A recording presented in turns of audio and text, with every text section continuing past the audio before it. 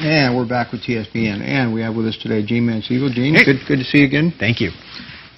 Sometimes our directions go different ways. I served on the Water Agency Board for 8 years, and you were the chief engineer at that point. Yes. And then how many years after that did it take? Tom Hoover was manager, right. And then Jim Abercrombie. That's right. So it was quite a few years after that. You've been there, what now, 6 years? Well, in this position, yes, and as general manager. I've been at the agency now over 25 years. Yeah, but about 5 to 6 years as general manager. So.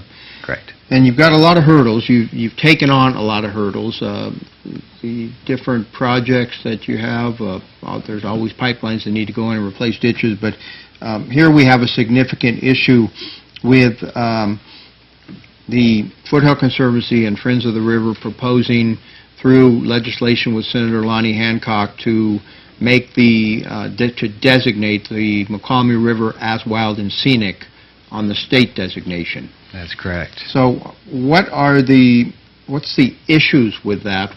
What's the problems with it? Well, one of the problems is that it can prevent the water agency or other agencies from seeking water supply projects. One of the things that's happened, especially with this drought, is we've become acutely aware that we do not have enough storage. We need to seek out additional storage just to shore up the water rights that we have today, and at some point look for water for the future of Amador County. And what this bill does is it protects the 37 miles that's designated, kind of a non-contiguous designation. Which you're not opposed to. We're not opposed to. In fact, we support that. But what we are opposed to is preventing water agencies from seeking out future water supplies.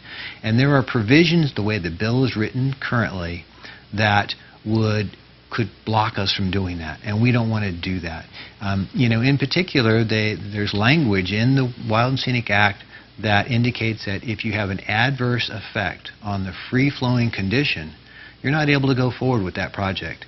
So we want to take and protect the river, the 37 miles, put that in Wild Scenic, but at the same time allow the water agencies or other agencies to seek water supplies outside of that designated segments. We glossed over very quickly the issue of a drought right now. We've basically been in a multi-year drought now, probably in our second year. If we were to go into a third-year drought, would the water agency have any trouble in serving the customers in the county? We very well could be. And it really depends on the extent of the drought and how badly, but we are on a curtailment right now for part of our water rights, which means we have to use whatever we have in storage. And if this kind of continues on for months and months and months, we are monitoring that storage closely.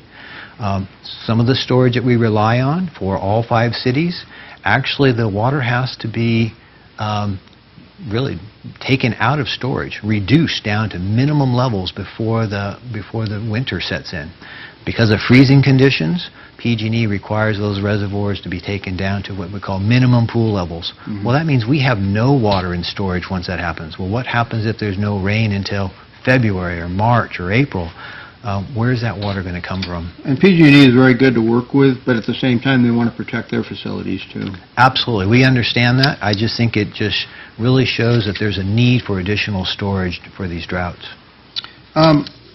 There is language that the water agency is asking for, and you're supported, by the way, by County of Amador, by CCWD, by what are the other? There's Calaveras Public Utilities District and also Jackson Valley Irrigation District are all in support of having some language in there that would give us that ability to protect existing water rights and future water rights and applications that we're working on right now. So the only agency or municipality that's not in favor of the language that's proposed is the Calaveras Board of Supervisors by a vote of 4-1. That's correct, in the recent vote. Now, language that we're proposing is similar to the last river that was actually put into Wild and Scenic in 2005. It's referred to as the Cache Creek language. Mm-hmm. Cache Creek was included, but there were provisions in there for the water agencies to seek future water supplies as well as protect existing water supplies.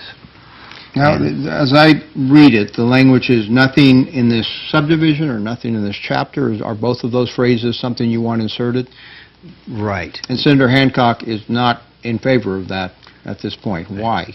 Well, we're not exactly sure, but what we do know is the effect. Nothing within this subdivision to allow us to prevent from going forward means that there's other provisions of the Act that could really prevent us from moving forward, certain sections that are very specific. By using nothing within this chapter shall prevent us from being able to move forward means that the Wild and Scenic Act wouldn't prevent us from seeking these water storage projects. One of the critical projects you looked at is the possibility of raising Lower Bear. Is it true that raising Lower Bear, would it disrupt the flow of the river if that happened?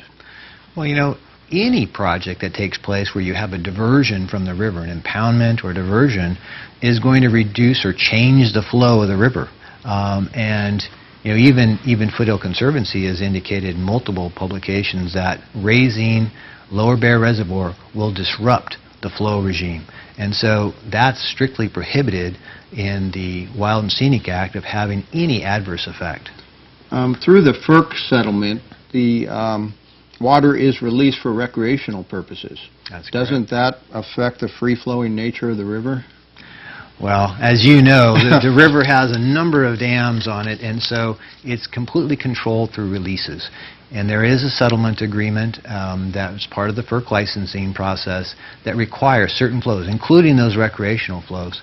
And those would not change. In fact, you know, if there was a new project, it would have to abide by those as well. Mm-hmm. The proponents of Wild and Scenic say that they've offered amendments, and I guess they have offered amendments, but those amendments fall short of what the water agency and what the other entities need to achieve their goals of providing water, a secure source of water for residents of the county in the future? That's correct. I mean, you know, yes, there's been amendments added, but quite simply, they just do not address the concerns that we've raised. In the future, developing new supplies of water on the river, that would happen off the facilities that are not in the designated segments, which, how long is the segment that is proposed? Well, the segment's non-contiguous, but basically it's 37 miles. Now, from what point to what point? I mean, effectively below Salt Springs all the way to Pardee. And what would that restrict from happening in that 37-mile segment in the future? Well, no dams, no new diversions, no new facilities that would be for diverting water. Which includes what, possibly a Devil's Nose proposal or Middlebar? Correct. I mean, those would be blocked. And even at the far end, Pardee, the possibility of raising Pardee? Correct. So, I mean, would be restricted. Those would all be restricted. You know, there is a provision that indicates that if there's no, you know, adverse effect, you could go forward. But how could you go forward with a project that you know, changes the flows? Mm-hmm. It would be an adverse effect. But outside, and that's what we're seeking to, is go outside of that designated area. Look for projects, and we agree that we wouldn't build anything in the 37 miles. And as of today, East Bay Municipal Utility District has a support unless amended position, and PG&E, where are they at? I'm not sure. You know, PG&E, I do know, has some concerns with language, but you know, they need to address that. I don't really have details at this point in time about PG&E. And Senator Lonnie Hancock from Oakland is carrying this legislation. So where's our legislators? Senator Barry Hell and Assemblyman Bigelow. They are opposed to the bill as it's written. Okay. Well, we have a lot more discussion on this and a lot more activity that's going to be taking place. So, Gene, thank you very much for being here today. Thank you. Appreciate it. That's all we have on TSPN for today. This is Supervisor Richard Forster, and we'll see you around the corner.